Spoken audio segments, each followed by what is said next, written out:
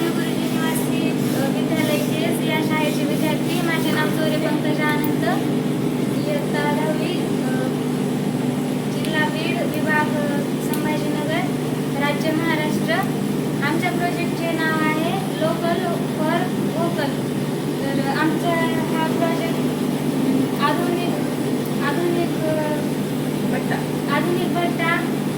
या भट्ट्याचा उपयोग आम्हाला भट्ट्याचा उपयोग आम्हाला जळण कमी लागतं आणि याचा धूर होत नाही आणि याच्यावर स्वयंपाक लवकर होतो.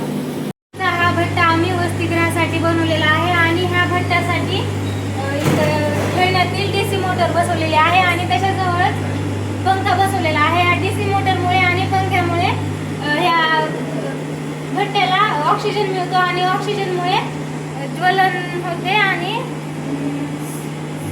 दूर होत नाही